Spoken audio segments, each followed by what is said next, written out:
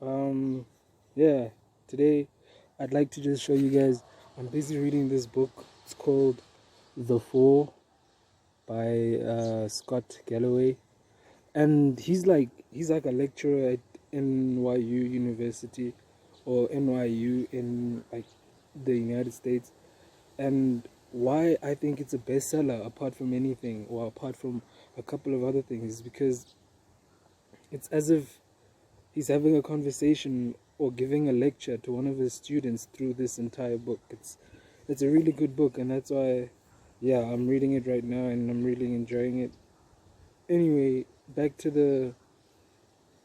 the piece for this video. Yeah, the following piece of writing is to evaluate if there's a link between social pressures and the development of new economic theories to support them. First of all, political turbulence makes it imperative for new theories to be developed by local government and study under peer reviews and the likes. That then encompasses the means to compete or exist with the rest of the world under a globalization narrative that will better nations concerned, as will be discussed. Technological advancement is the driving mechanism towards creation of new economic theories, whether implicitly or explicitly. It creates the global economy. There's a corporate and social responsibility on the shoulders of local government. It may be monetary or fiscal, but the link definitely exists. The four areas that CSR is concerned with are business ethics, environmental responsibility, and social responsibility, as well as stakeholder approaches. For a developing nation, it's important to develop an open mind about CSR and put it into the perspective of governmental movements and not just the business concern. Treating a developing nation like a firm would increase the likeliness of ideas, ethics, and morals. This is the case. The case is different when writing about development policies for developed nations. The problems facing them are more complex in nature and to be reduced to business fit solutions. For example, multinational corporations have started in developed nations but also exist in developing nations. That accumulating power makes them important stakeholders in the respective nations, meaning they must have views that could potentially conflict the views of other multinationals and domestic countries themselves. The responsibility of the nation is split between pleasing the corporations, society, and its own interests. Their own interests must not conflict with the corporate and social responsibility that makes it difficult.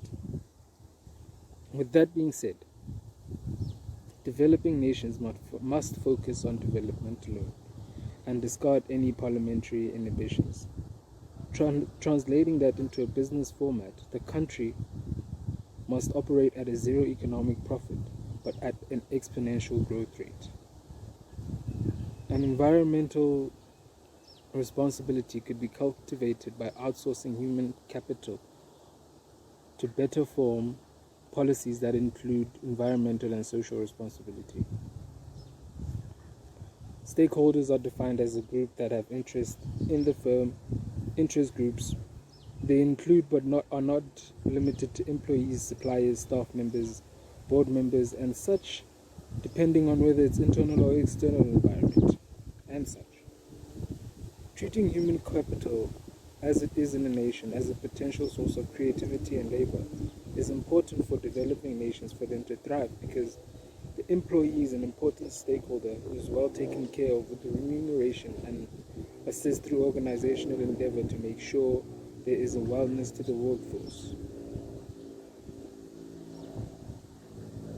Drop a question in the comment section if you need explaining on anything so far. But to go on, local government adopting CRS as a means to set fiscal policies will increase the stability of a developing nation through political turbulence. Political turbulence is instability. Instability arises from a lack of communication between the parties involved. Powerlessness results when development of these channels of communication isn't as it should be. The shift in developing nation that must happen now is to become technologically aware and utilize social media. Online networks are the preferred means of public expression regarding political matters. These networks create a forum for discussion and on an international field. They reveal sources of social pressures. These pressures stem from differences in social norms, and then it is also vital to mention that demands and preferences are the unappreciated source of intelligence of a nation. Analytics can be programmed to sieve through the intelligence and find answers to many questions that need asking.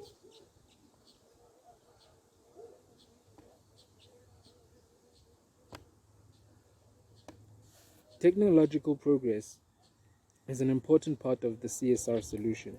It is the improvement in knowledge and techniques about production, but technological advancement is the crux of it. Technological change is creating a new global economy at an unprecedented speed of change, with the necessary depth to influence political organizations. Not just social media technology, but also artificial intelligence that is being taught to mimic the interactions that happen in the human brain, monitoring behavior of artificial intelligence and implementing it indefinitely will take out much bias from political decisions, but making that is a topic of another piece.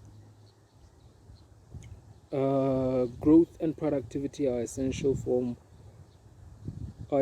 and form two sides of the same coin when looking at the production function in economics. So improving technology will invariably lead to changes in developing nations that can be appreciated because productivity is linked to long-term growth. Economic theories that improve the use and understanding of technology within a nation present employment problems in the form of automation and retraining, but the long-term efficiency solution must be appreciated and recognized. Businesses make plans that are put in place to be implemented 5 years down the line to give them enough time to sort through granularities, and nations can also do so to become effective according to classic economic theory. Globalization almost has the undertones of a merger. It provides the world with opportunities and challenges that ultimately increase the flow of goods and services, labor and jobs, and financial instruments. That is why it should be a consideration of developing nations to merge with one another, as is the case with trade agreements. An anti-globalization movement exists with the claims that globalization sacrifices human and environmental well-being to corporate multinationals and is to blame for poverty and child labor, as it is a synonym for capitalism, said by passionate third world sympathizers. These people come off as against convergence. Multinationals, as mentioned before, are the threat to national development. Convergence in the SADC is doing what globalization is striving to do, and developing nations must stop comparing themselves to developed nations. They're not ready to compete there.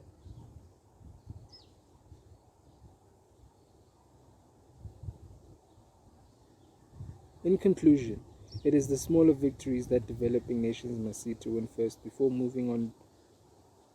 The victories of seamless organization and fitting management to support them, because development is a process and globalization, and eventually that developing nations must understand and want to be a part of, or else they'll fall behind to become military playgrounds.